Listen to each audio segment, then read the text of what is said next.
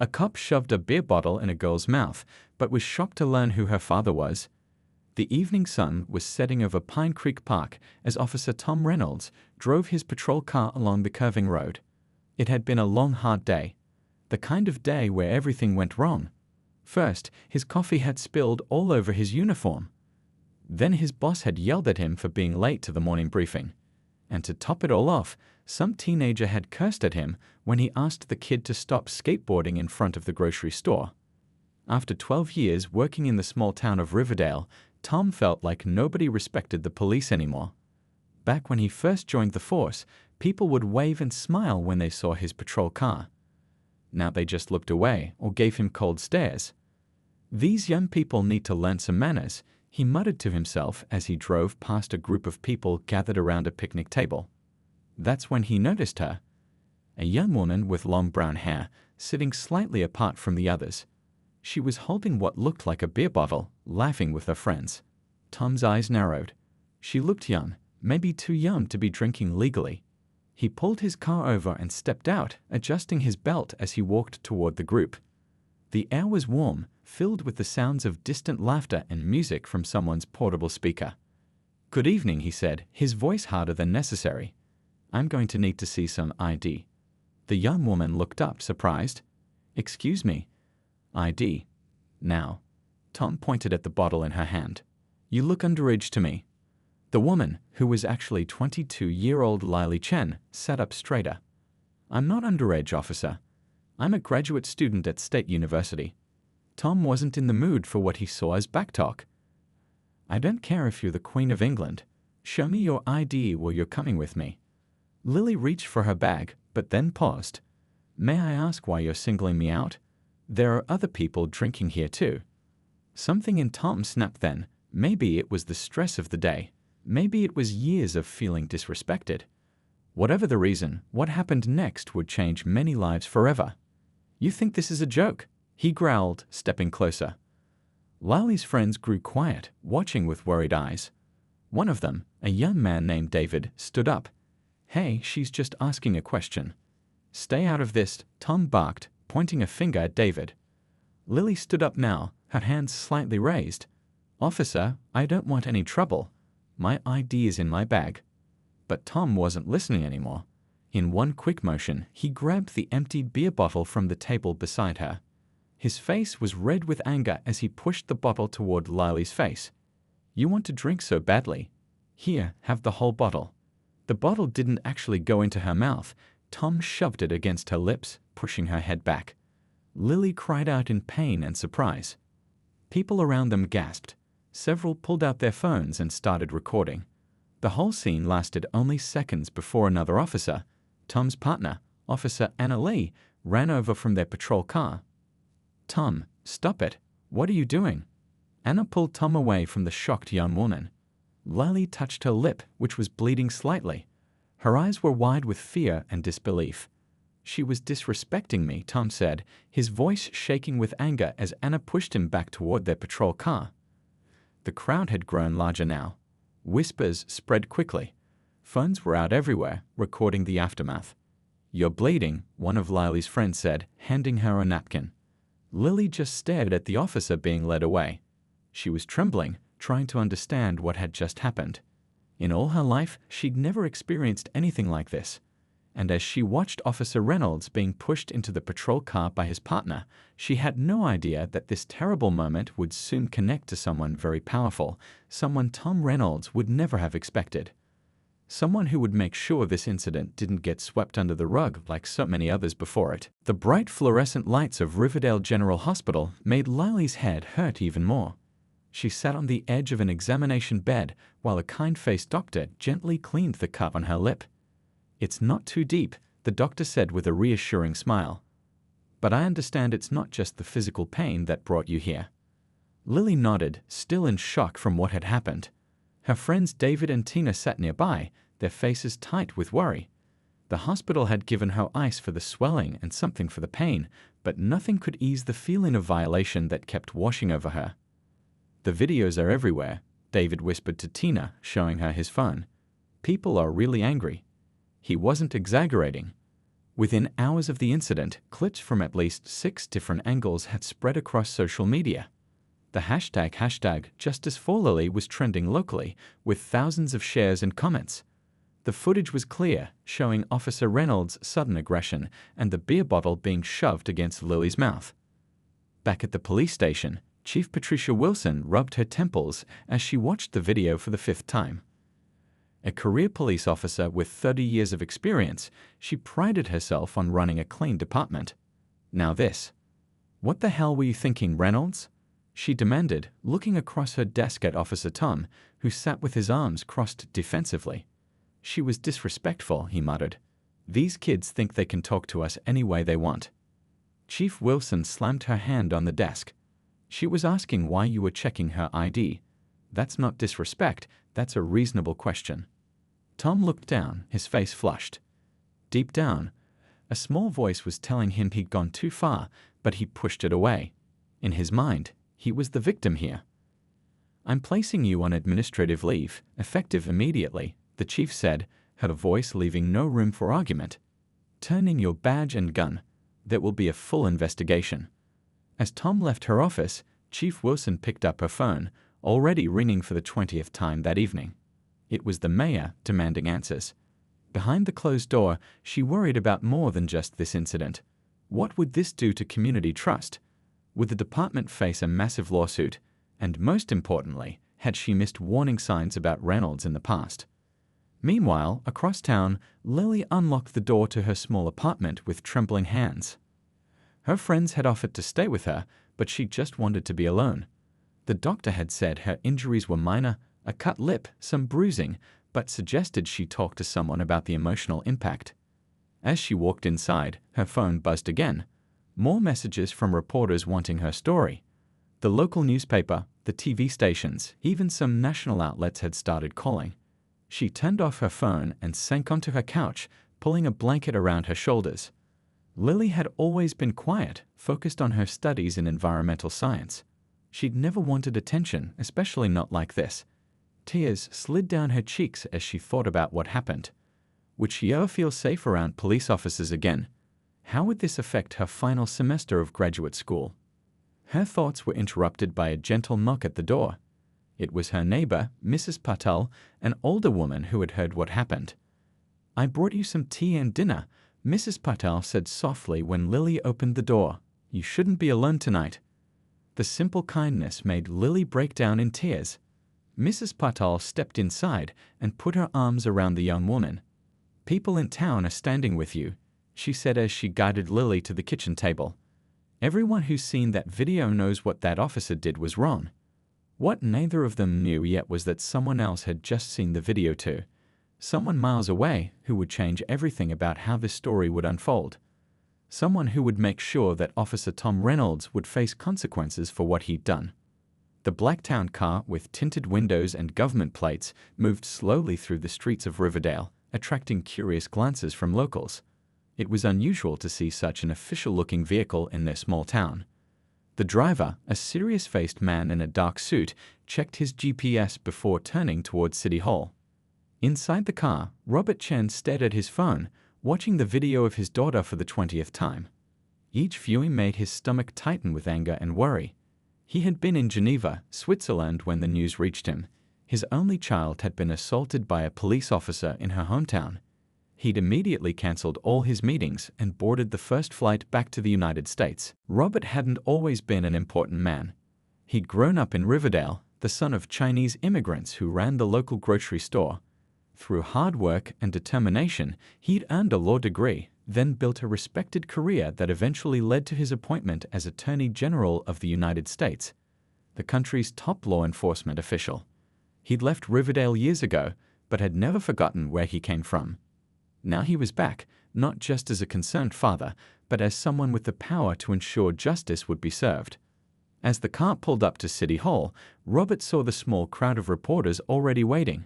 Someone had tipped them off. He straightened his tie, took a deep breath to compose himself, and nodded to his security detail. "Let's go," he said quietly. Inside City Hall, Mayor Helen Woodward paced nervously in her office. When her assistant had told her the Attorney General was coming, and that he was Lily Chen's father, she'd nearly dropped her coffee mug in shock. How did we not know this? She demanded, frantically calling the police chief. How did nobody make the connection between Lily and Robert Chen? The truth was simple. Lily had never used her father's fame. She'd worked hard to build her own identity, focusing on her studies rather than her family connections.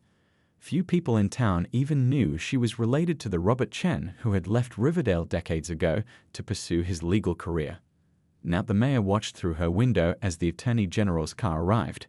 She straightened her jacket and practiced what she would say. This could either be a disaster for the town or a chance to show they were committed to doing the right thing. The hallway outside the mayor's office fell silent as Robert Chen walked through, flanked by 2 security officers. He nodded politely to staff members, but his face remained serious, focused. When he entered the mayor's office, she extended her hand nervously. "Mr. Attorney General, thank you for coming. I want to express our deepest." Robert raised his hand slightly, stopping her mid-sentence. "Mayor Woodward, I appreciate the welcome, but I'm here today as a father first. Have you seen the video of what happened to my daughter?" The mayor nodded, gesturing for him to sit. "It's inexcusable. Officer Reynolds has been placed on administrative leave pending investigation." "Administrative leave," Robert repeated quietly, not sitting down. "My daughter was assaulted by someone sworn to protect and serve this community. I watched her be humiliated and hurt by a man with a badge and a gun." His voice remained calm, but there was steel behind his words. He finally took a seat, placing his briefcase on the table between them. "I've just come from the hospital where I saw Lily. Do you know what she asked me? She asked me not to make a big deal out of this because she's worried about bringing negative attention to Riverdale. That's my daughter, thinking of others even after what she's been through." The mayor swallowed hard, seeing the pain in the father's eyes beneath the professional exterior of the Attorney General. "What happens next isn't about who I am or what position I hold," Robert continued, opening his briefcase. "It's about what's right. It's about making sure no other young woman gets treated this way by someone with a badge." He pulled out a folder and placed it on the desk. "These are the Justice Department guidelines for a federal civil rights investigation. I'm not here to threaten or pressure anyone. I'm here to ensure a fair, thorough, and transparent process, because if there's one thing I've learned in my career, it's that justice must be real and it must be seen." Outside City Hall, the crowd of reporters had grown larger.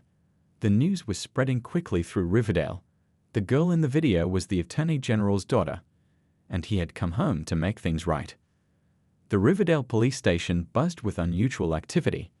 Officers spoke in hushed tones as they watched a team of people in suits set up in their conference room. These weren't local officials, they were from the Justice Department in Washington. Leading the team was Special Investigator Grace Powell, a no-nonsense woman with 20 years of experience looking into police misconduct cases. She'd been personally selected by Attorney General Chen to review what happened to his daughter and to examine the broader practices of the Riverdale Police Department. "I want every complaint filed against Officer Reynolds over the past 5 years," Powell told Chief Wilson, who stood nervously by the door. "And I want to know how each one was handled." The chief nodded, trying not to show her worry. She'd always run what she thought was a good department, but now, with outside eyes looking in, she wondered what they might find. At her apartment across town, Lily sat with her father at her small kitchen table. She looked better than she had days ago. The swelling in her lip had gone down, but the shadows under her eyes showed she still wasn't sleeping well. "You didn't have to bring in federal investigators, Dad," she said, wrapping her hands around a mug of tea. "I know you're just trying to help, but it feels like a lot." Robert reached across the table and gently squeezed his daughter's hand. "This isn't just about you anymore, sweetheart," he said softly. "When I started looking into Officer Reynolds' history, I found something troubling. There have been other complaints against him, lots of them, but they were all buried or dismissed." Lily looked up, surprised. "Really? So this wasn't just him having a bad day?" Robert shook his head. "The system protected him. And that means others might have been hurt like you were, but without anyone powerful enough to make sure it was taken seriously." As they talked, across town, Investigator Powell and her team were discovering the same thing. They found complaint after complaint filed against Officer Reynolds: excessive force, verbal abuse, harassment. Most were from young people, women, and people of color, and almost all had been dismissed without proper investigation. "Look at this pattern," Powell said to her assistant, pointing at a timeline they'd created on the wall. "Over 7 years, 23 formal complaints. Not a single one resulted in any disciplinary action. That's not a coincidence." Back at Lily's apartment, she'd finally made a difficult decision. "I'll do it," she told her father. "I'll give a formal statement about what happened." Until now, she'd been reluctant to speak officially, feeling overwhelmed by the attention. But learning about the other victims had changed something inside her. "Are you sure?" her father asked. "Once we go down this road, it will be hard to turn back. There will be depositions, maybe even a trial where you'd have to testify." Lily nodded, a new determination in her eyes. "I'm sure. If it happened to me, it happened to others, and it will keep happening unless someone speaks up." The next morning, Lily sat in a quiet room at City Hall. A video camera recorded as she carefully described everything that had happened at the park. Her voice shook at first, but grew stronger as she continued. When she finished, Investigator Powell thanked her for her courage. "Your statement will help us build a case," Powell explained. "We're also interviewing witnesses and reviewing all the video footage." What Powell didn't tell Lily was that her team had already uncovered something else: text messages between Officer Reynolds and 2 other officers joking about the incident before any formal reports were filed. The messages showed a disturbing attitude toward the people they were sworn to protect. As the investigation continued, the story spread beyond Riverdale. National news outlets picked it up, framing it as a test case for police accountability. Some focused on the Attorney General's daughter angle, but others dug deeper, finding previous victims of Officer Reynolds who had never received justice. By the end of the week, Powell had enough evidence to make her preliminary recommendation. She asked to meet with Chief Wilson, Mayor Woodward, and Attorney General Chen. "This isn't just about one bad officer," she told them, spreading photographs and documents across the conference table. "This is about a system that allowed him to keep his badge despite clear warning signs, and we need to fix both problems." Officer Tom Reynolds straightened his tie as he walked into the Riverdale police station. Despite being on administrative leave, he had been called in for what he assumed would be a routine meeting about the incident. His union representative had assured him that these things usually blew over. A few weeks of paid leave, some paperwork, and then back on the job. "Just stay calm and stick to your story," the rep had told him on the phone that morning. "Say you felt threatened and were following protocol." Tom believed it. In his mind, he'd done nothing truly wrong. Sure, maybe he'd been a bit rough with that girl, but she'd been disrespectful. And in his experience, a little fear went a long way in teaching people to respect the badge. As he walked toward the conference room, he noticed something odd. The station felt different. Officers he'd known for years barely looked at him. The usual friendly greetings were replaced with awkward nods or averted eyes. "They're just worried about getting caught in the middle," he told himself. "Once this blows over, everything will go back to normal." When he opened the conference room door, he froze. Sitting at the table was not just Chief Wilson and the union rep as he'd expected, but also several people he didn't recognize in formal suits. And at the head of the table was a face he did recognize from news broadcasts: Robert Chen, the Attorney General of the United States. "Officer Reynolds," Chief Wilson said, her voice unusually formal. "Please have a seat." Tom sat down slowly, confusion giving way to the first real flicker of worry. Why would the Attorney General himself be here for a simple disciplinary meeting? "Officer Reynolds," Robert Chen began, his voice calm and measured. "I believe you know why we're here today." Tom nodded stiffly. "The incident at the park." "But sir, with all due respect, I was just doing my job." The young woman was being uncooperative. Robert raised his hand slightly, stopping Tom mid-sentence. Without a word, he nodded to one of his assistants, who placed a laptop on the table and turned it to face Tom. "Before you continue, I'd like you to watch something," Robert said. The video began to play, not the shaky cell phone footage that had gone viral, but a high-definition, stabilized version that had been professionally enhanced. The audio was clearer too. Every word, every action was captured in detail. Tom's face grew hot as he watched himself on screen. The girl, Lily, hadn't been belligerent at all. Her voice had been calm, her questions reasonable, and his response, even he could see it, was excessive, angry, completely out of proportion. When the video ended, silence filled the room. Tom stared at the blank screen, unable to meet anyone's eyes. Finally, Robert Chen spoke again. His voice wasn't angry, which somehow made it worse. "Officer Reynolds, I have a question for you, and I want you to think carefully before answering." Tom looked up reluctantly. "Would you have done this if you knew who she was?" Robert asked quietly. The question hung in the air. Tom opened his mouth, then closed it again. I don't," he stammered. "Because that's the real issue here," Robert continued. "Not that Lily Chen is my daughter, but that it shouldn't matter whose daughter she is. Every person deserves to be treated with dignity by those sworn to protect them." Robert slid a folder across the table. Inside were photos of other people, a teenage boy with a bruised face, an elderly man with a cut above his eye, a young woman with a sprained wrist. All had filed complaints against Officer Reynolds over the years. "These people didn't have a father in government," Robert said, his voice still calm but with an edge of steel. "Their complaints were dismissed. Their pain was ignored. The system protected you instead of them." Tom stared at the photos, a sinking feeling in his stomach. For the first time, he was seeing himself through others' eyes, not as the hero he'd imagined, but as something very different. "I'm not here to threaten you or to use my position for personal vengeance," Robert said, closing the folder. "I'm here because what happened to my daughter has happened to too many others. The only difference is that now, finally, someone is listening." He stood up, straightening his suit jacket.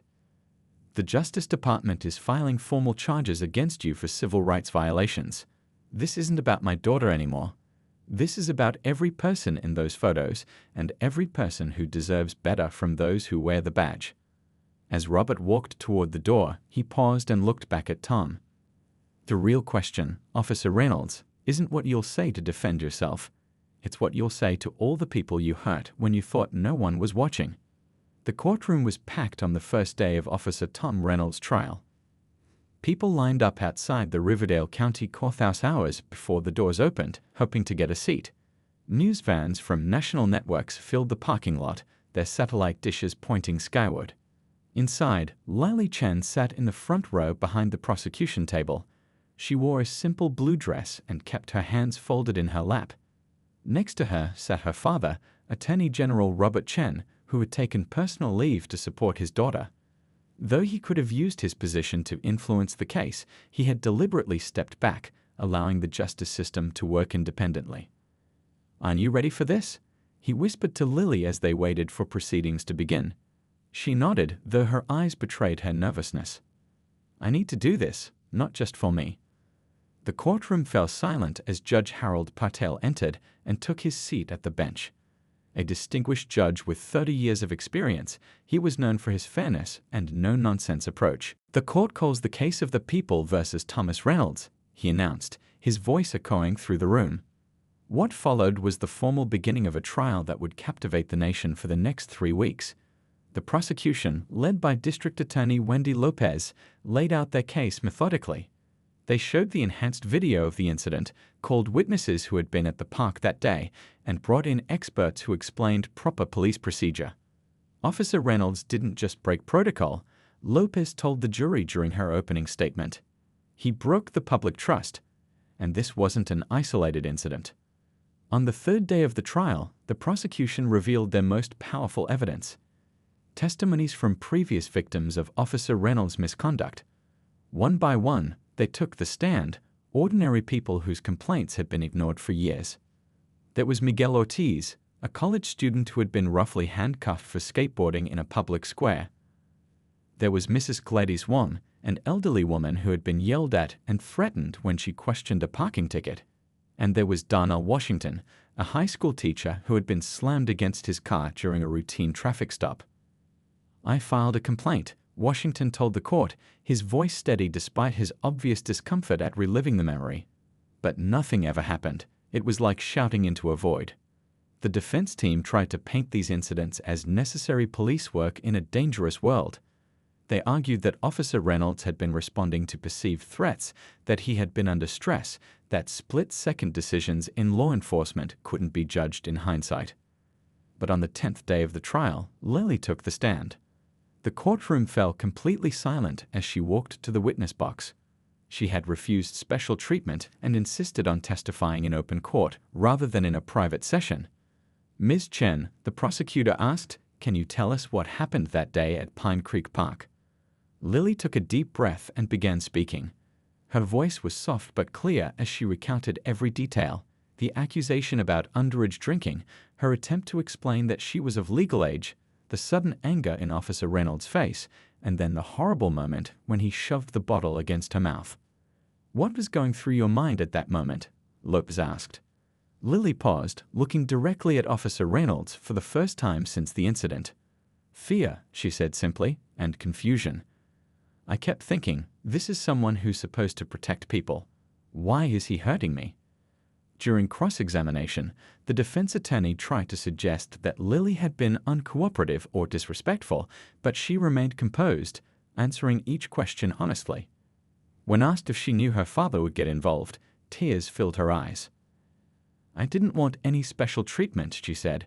"I just wanted what everyone deserves, to be treated with basic human dignity." As the trial continued, public opinion shifted dramatically.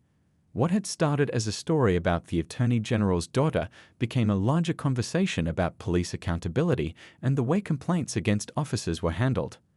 On the final day, after 4 hours of deliberation, the jury returned with their verdict. Judge Patel asked Officer Reynolds to stand. "On the charge of assault in the second degree, how do you find?" The jury foreman, a retired schoolteacher, stood up. "We find the defendant guilty." "On the charge of civil rights violation under color of law, how do you find?" "Guilty." "On the charge of official misconduct, how do you find?" "Guilty." A murmur ran through the courtroom. Reynolds' face went pale as the reality of the situation sank in. He would be going to prison. 2 weeks later, at the sentencing hearing, Judge Patel delivered a statement that would be quoted in law schools for years to come. "Mr. Reynolds, the harm you caused wasn't just to Ms. Chen on that day in the park. It was harm to every person who suffered similar treatment at your hands. And it was harm to the very idea of justice itself. When those entrusted with upholding the law break it instead, the damage to society goes beyond any single incident." He looked directly at the former officer. "But the real tragedy here isn't what you did to the Attorney General's daughter. It's what you did to people who had no powerful parent to ensure justice was served. Today's sentence is for them as much as for Ms. Chen." 1 year later, Lily Chen stood at the podium in Riverdale City Hall's main meeting room. The space was filled with community members, police officers, and local officials. Sunlight streamed through the tall windows, highlighting the nervousness on her face as she prepared to speak. "A year ago, I was just a graduate student who wanted to enjoy a day at the park with my friends," she began, her voice growing stronger with each word. "I never imagined that day would change not just my life, but our entire community." Lily was speaking at the official launch of Riverdale's new Community Oversight Board, a civilian committee created to review police conduct and handle complaints. It was just one of many changes that had come to the town since Officer Reynolds' conviction. In the front row sat Chief Wilson, who had initially worried the scandal would end her career. Instead, she had become an unlikely champion for reform, working closely with community leaders to rebuild trust. "We have to take a hard look at ourselves," the chief told a reporter after the ceremony. "It wasn't comfortable, but it was necessary. Our job is to protect and serve everyone equally, and we lost sight of that." The changes in Riverdale had become a model for other communities. Every officer now wore a body camera. New training programs focused on de-escalation techniques and recognizing bias. An early warning system flagged officers who received multiple complaints, ensuring problems couldn't be buried anymore. After the ceremony, Lily walked with her father through the park where everything had started. She had completed her graduate degree in environmental science, but had also found a new purpose. 3 days a week, she volunteered with the National Police Reform Commission, sharing her story and helping develop new policies. "I'm proud of you," Robert told his daughter as they sat on a bench overlooking the lake. "You could have tried to forget this ever happened, but instead you turned it into something meaningful." Lily smiled, looking out at the families enjoying the park without fear. "Did I tell you I got a letter from Officer Reynolds?" she asked quietly. Her father looked surprised. "No, what did it say?" "He's been writing apology letters to everyone he hurt over the years. Not just a form letter, but personal ones where he really thinks about what he did wrong." His therapist suggested it as part of his rehabilitation. In the state correctional facility where he was serving his 3-year sentence, Tom Reynolds had indeed changed. The first months had been filled with anger and denial. But slowly, through mandated counseling and a prison program focused on restorative justice, he'd begun to see the truth about himself and his actions. "I became a cop because I wanted to help people," he'd written in his letter to Lily. "Somewhere along the way, I started seeing the people I was supposed to protect as enemies. I can't undo what I did to you or to others, but I want you to know I think about it every day, and I'm trying to become a better person." Back in Washington, Attorney General Robert Chen had used the painful personal experience to drive meaningful change on a national level. His office had created new guidelines for investigating police misconduct and increased funding for community policing initiatives. He'd been careful to follow proper procedures, never using his position for personal vengeance, but rather as a platform to improve the system for everyone. "The true test of justice isn't how we treat people with power and connections," he often said in speeches. "It's how we treat those who have no one to speak for them." As evening fell over Riverdale, Lily and her father walked back through the town that had changed so much in just 1 year. They passed by the police station, where a new sign displayed the department's revised mission statement: to protect and serve all citizens with dignity and respect. "Do you think it will last?" Lily asked, looking up at the sign. "All these changes?" Robert put his arm around his daughter's shoulders. "Change is never easy, and there will always be setbacks. But when enough people stand up for what's right, it becomes harder to go back to the way things were." As they continued walking, Lily thought about how a terrible moment had led to important changes. Not because of who her father was, but because the incident had shined a light on problems that had been hidden for too long.